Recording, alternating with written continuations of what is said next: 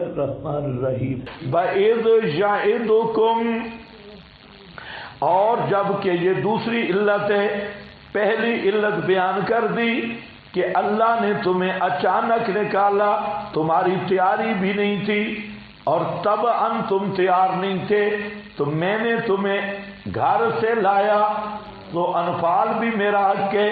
اور دوسرا وَإِذْ يَعِدُكُمْ، اور جب وعدہ دیا تم کو اللہ نے، یہ وعدہ کب دیا، کہاں دیا؟ احد الطائفتین، دو طائفوں میں سے ایک کا، کہ انہا لکم، کہ وہ تمہارے لیے ہے، بے شک وہ واسطے تمہارے ہے، اور تم چاہتے تھے انا غیر ذات شوکت، کہ بے شک جو غیر صاحب دبدبا کا ہے، تکون لکم، ہو واسطے تمہارے، ویرید اللہ، اور ارادہ رکھتا تھا اللہ پاک، ان یحق الحق، یہ کہ ثابت کرے حق کو ساتھ اپنے کلمات کے، ویقطع، اور کاٹ کے رکھ دے اللہ دابر الکافرین، کافروں کی جڑ تک کو، لیحق الحق، تاکہ ثابت کرے اللہ پاک الحق، حق کو، ویبطل الباطل، اور مٹا دے باطل کو، ولو کرہ المجرمون، اگرچہ ناپسند کریں مجرم لوگ، کرہ المجرمون۔ حاصل کیا ہے کہ اللہ نے وعدہ دیا تھا تمہیں کہ دو طائفوں میں سے، کون سے دو طائفے؟ قافلہ سفیانی اور لشکر جہلی، ابو جہل والا لشکر اور ابو سفیان والا قافلہ، ان دو میں سے ایک کا وعدہ کیا۔ دنیا منکرین حدیث سے سوال ہے کہ وہ وعدہ کس آیت میں ہے؟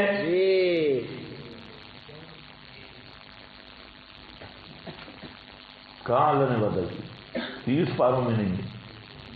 وہ وعدہ کہاں ہے جہاں اللہ نے وعدہ کیا کہ دو طائفوں میں سے ایک طائفہ تمہارا ہے، ان سے لڑو گے اور غالب ہو گے، وہ تمہارا ہو گیا، دو طائفوں میں ایک تمہارا ہو گیا۔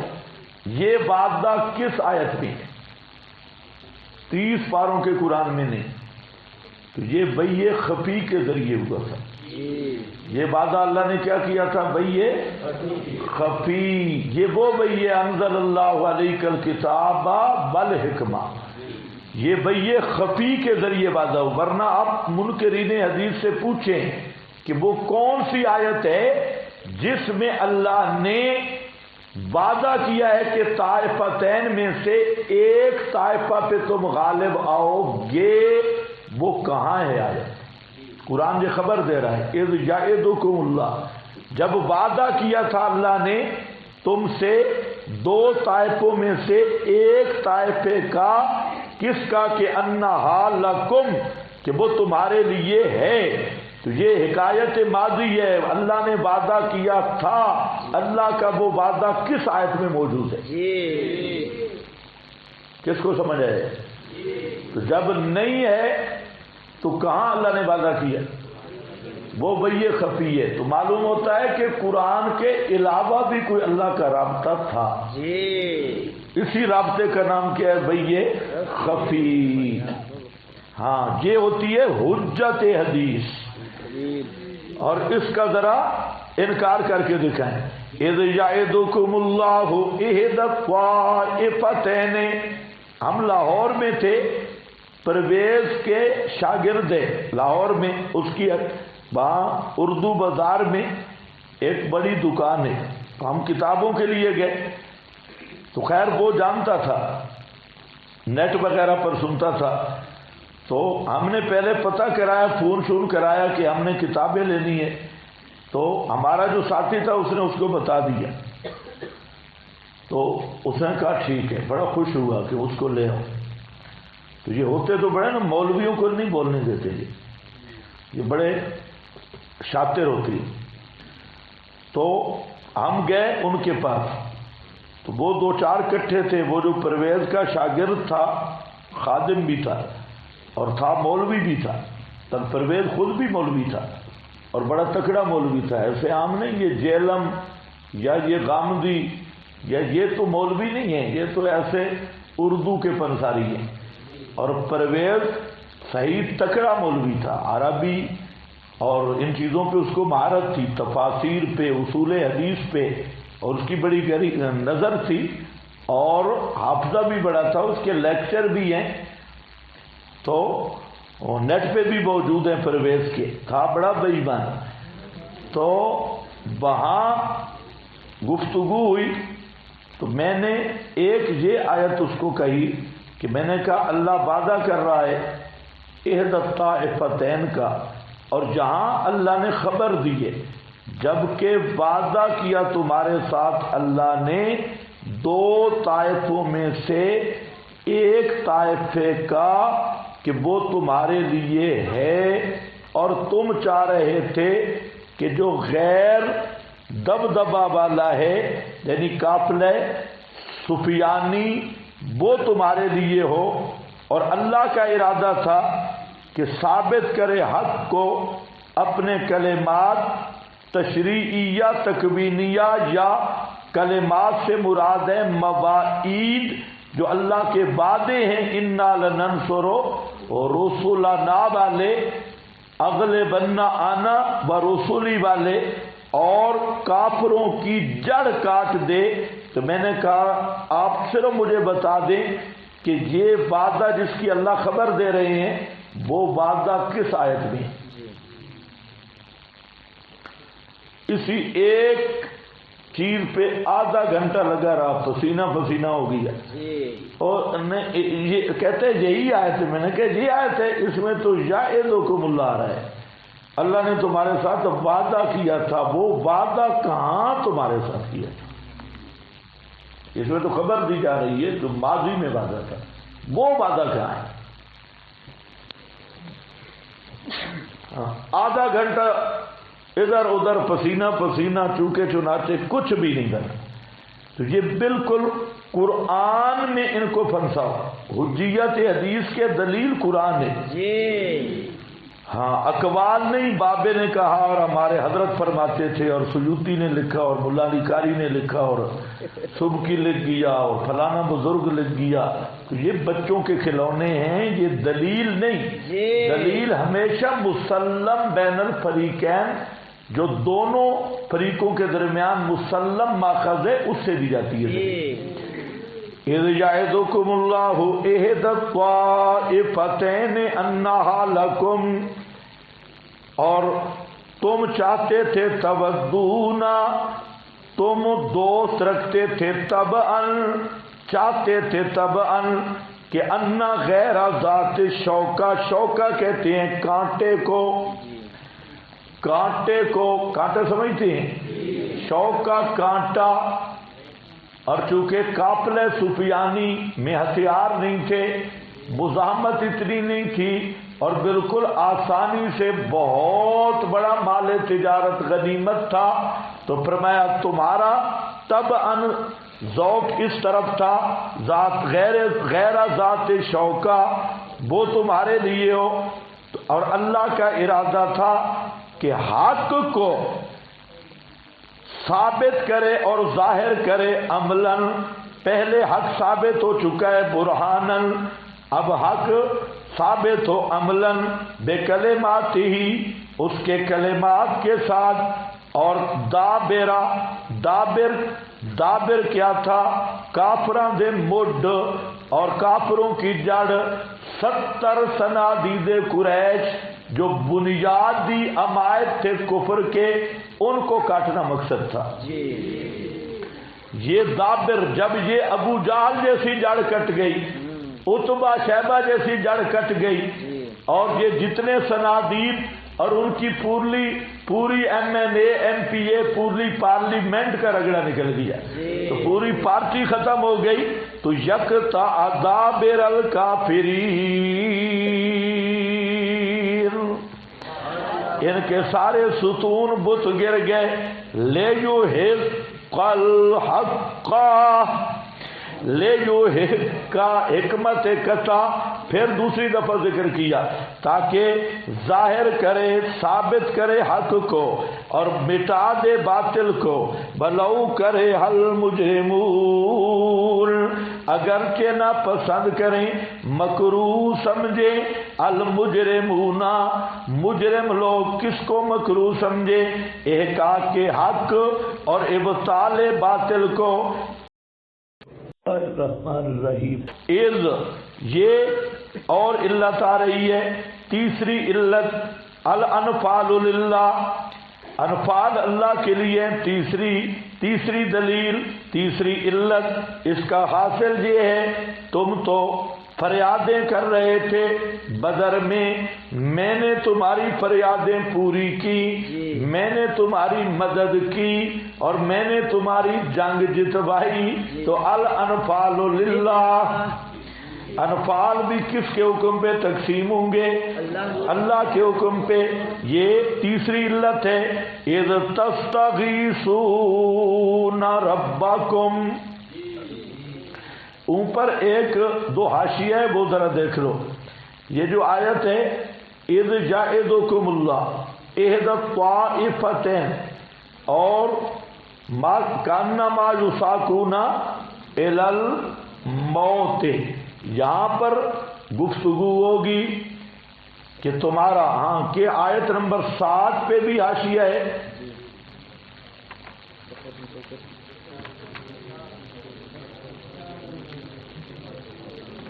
یرید اللہ پہ فرماتے ہیں فاستشار النبی صلی اللہ علیہ وسلم اصحابہ فی طلب العیر وحرب النفیر. نبی کریم علیہ السلام نے مشورہ کیا کیونکہ یہ جنگ ایسی تھی نا اس کا پس منظر سمجھو. صحابہ تو لشکر سے لڑنے نہیں آئے تھے بالکل تیاری نہیں تھی. چند تلواریں اور 1-2 گھوڑے سوار تھا. نہ گھوڑے تھے نہ اسلحہ تھا اور نہ فوج تھی. یہ نہیں ہے کہ سارے اتنی تھے چند بار آئے تھے. ویسے مدینہ میں تو اور تھے صحابہ لیکن بالکل اچانک ہی نکلے تھے کوئی تیاری نہیں تھی.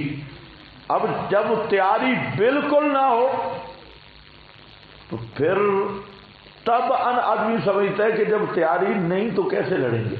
ظاہری اسباب نہیں تھے. تو اب جب راستے پہ پتہ چلا اور یاد رکھو دونوں چیزیں جو اچانک ہوتی ہیں بڑا مزہ آتا ہے. ایک مناظرہ بغیر تیاری کے کیونکہ اس وقت آدمی کتابوں کی طرف نہیں جاتا. اس نے اس کو پکڑنا ہوتا ہے. جو مرتجل مناظرہ ہے جو مناظرہ پہلے تیاری کرنی ہو وہ مزہ نہیں کرتا. مناظرہ جو اچانک آتا ہے اس کا بڑا مزہ آتا ہے. اور دوسرا جہاد بھی جو اچانک لڑائی ہو جائے تو وہ اس کا مزہ اور ہوتا ہے. تو بدر والا ایسے ہی موقع بنا اچانک تھی. تو اب نبی پاک صلی اللہ علیہ وسلم نے مشورہ کیا راستے پہ جب مڈ بھیڑ ہونے لگی تو اب کیا کریں. فقام ابو بکر سب سے پہلے ابو بکر صدیق کھڑے ہوئے. یہ میں نے جان بوجھ کے لایا ہوں آپ ذرا میرا مزاج بھی سمجھیں. یہ کیوں لایا؟ آج کل اتنے کتے ابو بکر صدیق کو بھونک رہے ہیں اور وہ آپ کے ملے بھی ساتھ مل جاتے ہیں. اور یہ ابو بکر و عمر جنگوں میں پیچھے تھے فلانے پیچھے تھے. اور یہ اس رافضی پراپاگنڈا ہے. اور اس کی وجہ یہ ہے کہ یہ جو مغازی کے ناقل ہیں سیر کے تجھے اکثر بیمار ہیں اکثر بیمار ہیں. باقدی رافضی ہے. محمد بن اسحاق ہے وہ بھی بیمار ہے. اور اسی طرح اور یہ بنو عباس خلفائے عباسیہ کے دور میں یہ تاریخیں لکھی گئی اور جتنے بھی مورخین حضرات ہیں یہ ان کے پالتو ہیں. اور جو خلافت بنو عباس تھی یہ کانوں تک ان میں شیعہ تھے کانوں تک. تو جان بوجھ کے تاریخ اسلام کو مسخ کیا گیا اور جھوٹی روایات وضع کی گئی. تو بہرحال یہ جتنا پراپاگنڈا آج کل ہو رہا ہے ابو بکر و عمر کے متعلق، حضرت عثمان کے متعلق، پھر ان روافض نے یہ بھی اور جی فلانی جگہ پہ حضرت عمر فرار ہو گئے، فلانی جگہ پہ عثمان فرار ہو گئے. نرا بکواس اور جھوٹ اور رافضیوں کی بکواس. ہم ہم گئے خندق کے مقام پہ، یہ وہاں جا کے دیکھو پتہ چلتا ہے جو کتابیں تمہارے پاس آئی ہیں یہ وہی حکومتی لوگوں کی کتابیں ہیں، خصوصاً مغازی اور اس طرح کی جو چیزیں ہیں. تو یہ خاص ایک حکومتی سائے میں تحریر کی گئی ہیں. تو بہرحال وہاں ہم گئے خندق میں. ابتدان مسجد الخندق ہے، وہاں پر مسجد الخندق. تو ہمارے ساتھ ساتھی تھے پہلی دفعہ جب ہم گئے تھے، تو وہاں مسجد پہ پاس گیا تو ساتھیوں میں نے کہا وہ خندق کہاں تھی؟ تو صحابہ نے اتنی بڑی خندق کھودی، وہ کدھر تھی؟ اچھا وہاں کسی کو پتہ نہیں تھا. جو مولوی میرے ساتھ تھے انہوں نے کہا کہ خندق کسی جگہ پہ تھی جہاں مسجد ہے. میں نے کہا تمہارا دماغ ٹھیک ہے؟ خندق کیوں کھودی گئی تھی؟ اس لشکر کو روکنے کے لیے. اور پیچھے جو پہاڑ تھا وہ پشت پہ تھا، اور جو مسجد ہے یہ بالکل پہاڑی کے ساتھ بڑی مسجد ہے. پیچھے تو پہاڑ ہے، تو وہاں پہاڑ کے سیدھا آگے خندق کھودنے کا کیا مطلب ہے؟ پیچھے تو پہاڑ ہے، تو وہاں تو خندق کا کوئی تک ہی نہیں. خیر ہم پھر چلے گئے. پھر ایک ماہر آدمی ہم نے تلاش کیا. کچھ اس وقت ہمیں نقشے نہیں مل رہے تھے، بعد میں اس دفعہ تو ہم نے نقشے نکال لیے تھے. اس وقت جب پہلے دفعہ گئے تو ہمیں سمجھ نہیں آ رہی تھی. پھر ایک ماہر آدمی نکالا، پھر اس نے آ کے ہمیں بتایا کہ خندق آج کل روڈ بن چکا ہے اور وہ لمبی خندق تھی. تو جنگ خندق پر مساجد سبع 7 مسجدیں ہیں وہاں چھوٹی چھوٹی. اچھا وہ کیا ہیں؟ وہ جو مسجدیں ہیں وہ 7 بڑے جو کمانڈر تھے ان کی جگہ پہ ہیں. مسجد ابو بکر، مسجد عمر، اور یہ جو کمانڈر تھے اس جنگ کے جو جن کی جہاں جہاں ڈیوٹی تھی تو وہ مسجدیں وہاں ہیں. وہاں جب ہم نے دیکھا کہ دشمن کے بالکل قلب میں سینے کے سامنے وہ مسجد ابو بکر اور مسجد عمر ہے.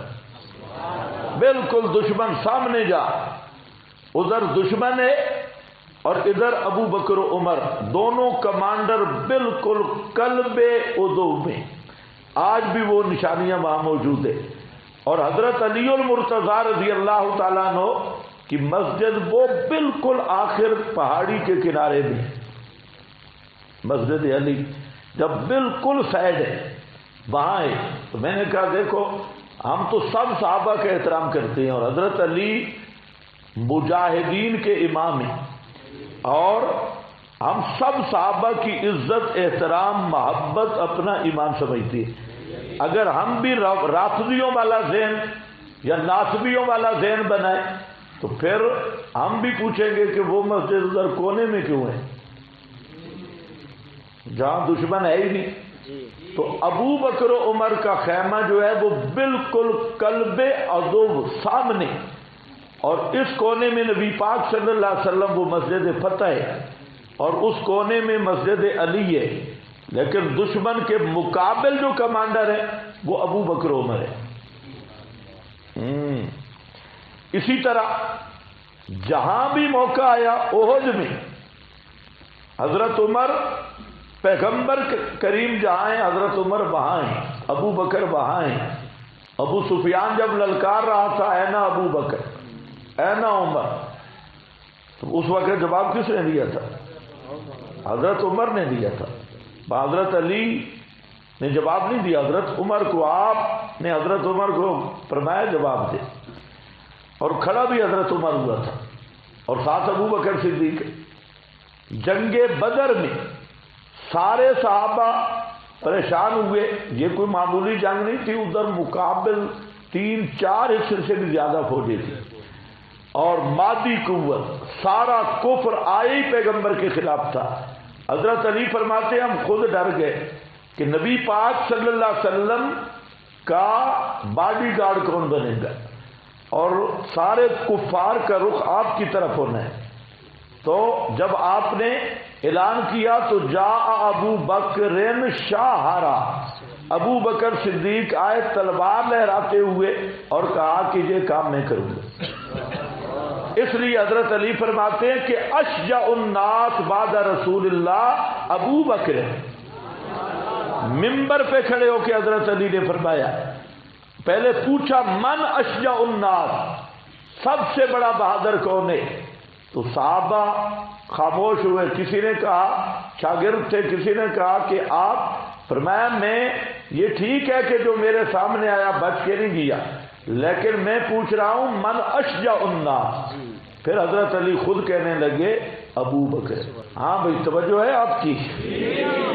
پھر حضرت علی نے یہی دلیل دی بدر والی کہ اس دن ہم بھی ڈرے ہوئے تھے لیکن ابو بکر صدیق وہ آئے تھے اور اتنی بڑی امانت سنبھالی تھی. اب یہاں بدر ہے تو پہلے مشورہ کس سے ہو رہا ہے؟ جہاں بھی ابو بکر اول ہے. تو یہ چیزیں یاد بھی رکھو. آج وہ امریکے میں ایک مزداری بیٹھا ہے جس کی نہ ماں پتہ ہے نہ باپ، باندر کی نسل، وہ بکواس کر رہا ہے. اب دیکھو جہاں کیا ہے، فرمایا فقام ابو بکر، ابو بکر صدیق کھڑے ہوئے. فقال فاحسن، بہت سونی تقریر کی. ثم قام عمر، پھر حضرت عمر کھڑے ہوئے. فقال فاحسن ثم قام المقداد، پھر مقداد بن عمرو کھڑے ہوئے اور اس نے کہا فقال یا رسول اللہ امضِ لما اراک اللہ، امضِ جاری کرو، چلو یا رسول اللہ جہاں اللہ تجھے دکھائے. فنحن معک، ہم آپ کے ساتھ ہیں. فواللہ ما نقول لک، پس اللہ کی قسم ہم نہیں کہیں گے آپ کو کما قالت بنو اسرائیل لموسیٰ اذهب انت وربک فقاتلا انا ہاہنا قاعدون، ولکن نقول، لیکن ہم کہیں گے اذهب انت وربک فقاتلا انا معکما، ہاں ہم تمہارے ساتھ ہیں. مقاتلون فوالذی بعثک بالحق، یہ ہے صحابہ کے جذبات. فوالذی بعثک بالحق، پس قسم اس ذات کی جس نے بھیجا تجھے حق دے کر. لو سرت بنا الی برک الغماد، یہ جگہ ہے شہر حبشہ کا، وہاں تک بھی آپ ہمیں لے جائیں تو ہم آپ کے ساتھ جانے کے لیے تیار ہیں اور لڑنے کے لیے تیار ہیں آپ کی کمانڈ میں.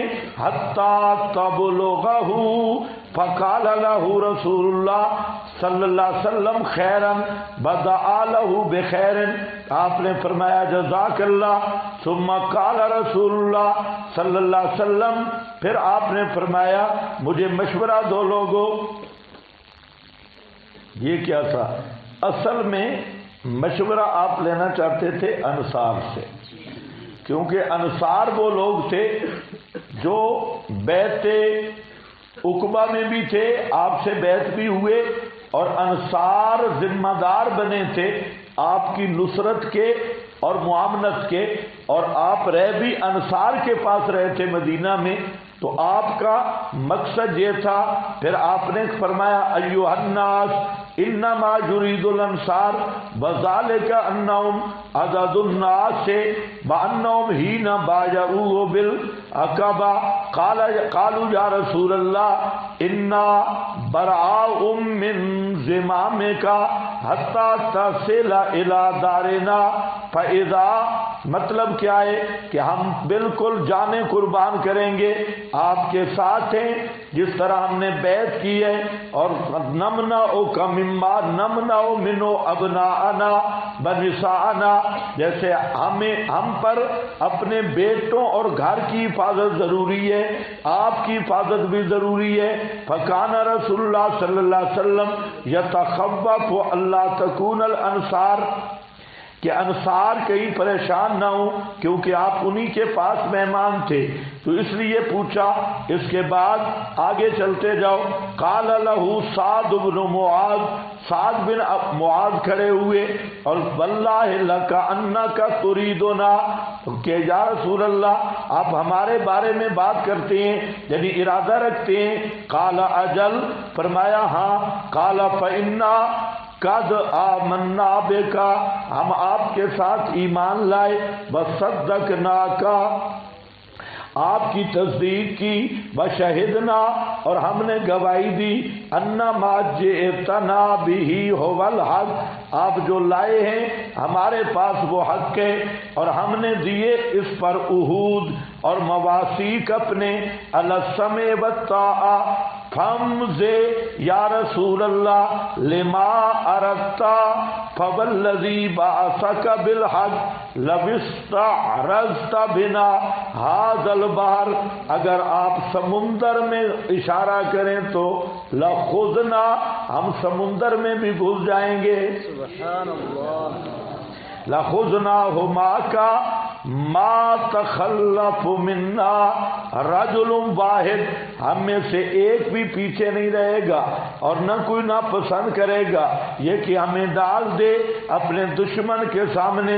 انا، بے شک ہم، صابر ہیں عند الحرب، اور سچے ہیں وقت لقاء، یعنی دشمن کے مقابلہ کے وقت۔ بلعل اللہ یوریا کا منا ما، ہو سکتا ہے کہ اللہ یوری کا منا، دکھا دے تجھے ہم سے، ما، وہ کمالات، کہ تیری آنکھیں ٹھنڈی ہو جائیں، ہم وہ کارنامے انجام دیں گے کہ آپ دیکھ کر آپ کی آنکھیں ٹھنڈی ہو جائیں گی۔ فسر بنا علی برکت اللہ، فسر رسول اللہ، انہوں نے کہا اللہ کی برکت پہ آپ ہمت کریں، چلیں ہم آپ کے ساتھ ہیں۔ ہاں، فسرا، پس خوش ہوئے رسول اللہ صلی اللہ علیہ وسلم حضرت سعد کے قول سے، بنشتہ ذالک، پھر فرمایا سیروا علی برکت اللہ وابشروا فإن اللہ قد وعدنی، اور خوش ہو جاؤ، اللہ نے وعدہ کیا میرے ساتھ، احدی الطائفتین، یہ وہ ہے بھئی خفی۔ اس کے بعد حدثنی عمر بن الخطاب قال لما کان یوم بدر، یہ تستغیثون کے ساتھ لگ رہا ہے، جب بدر کا دن تھا، نظر النبی صلی اللہ علیہ وسلم الی اصحابہ، آپ نے صحابہ کی طرف دیکھا تو وہ 300 سے کچھ زائد تھے، بنظر الی المشرکین، مشرکوں کی طرف دیکھا وہ 1000 سے زائد تھے، لڑاکے صرف ان کے۔ فاستقبل النبی صلی اللہ علیہ وسلم القبلہ تھا، آپ قبلہ کی طرف متوجہ ہوئے، ثم مد یدیہ، پھر آپ نے اپنے ہاتھ لمبے کیے، وعلیہ رداؤہ وازارہ، آپ پر آپ کی چادر تھی، ثم قال اللہم اینما بعثتنی، اللہم انجز ما بعثتنی، اللہ پورا نافذ کر دے جو تو نے مجھ سے وعدہ کیا، اللہم انکا ان تہلک ہذہ العصابہ، یا اللہ اگر اس مٹھی بھر جماعت کو تو ہلاک کر دے گا، من اہل الاسلام فلا تعبد فی الارض ابدا، پھر خالص تیری عبادت کرنے والا کوئی نہیں ہوگا، کوئی مخلص، کیونکہ یہ شکست کھا گئے تو اس کا مطلب یہ ہوا کہ اسلام شکست کھا گیا، دوسرے بھی چھوڑ دیں گے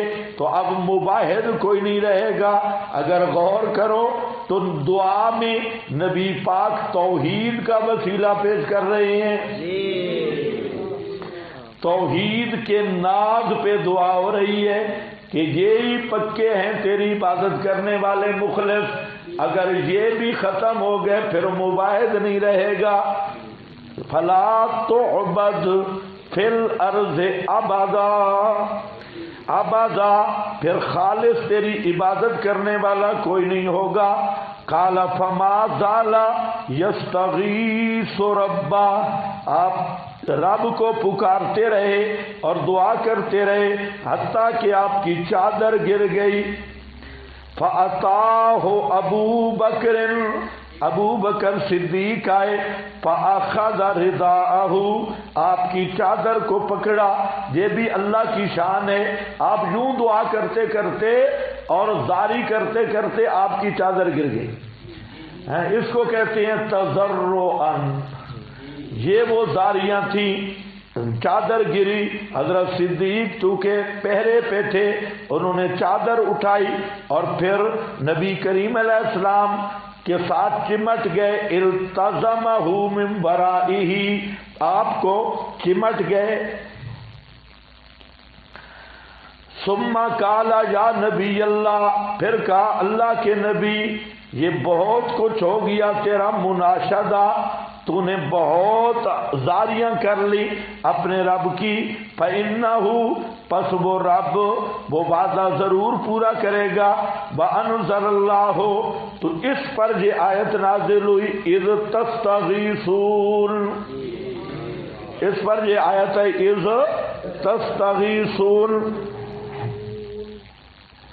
ہاں بھئی، تو یہ حضرت ابو بکر صدیق وہاں پر غار میں تھے تو صدیق پریشان تھا، پیغمبر کریم نے تسلی دی. اور آج اس خیمے میں نبی پاک پریشان تھے اور تسلی ابو بکر صدیق دے رہے تھے.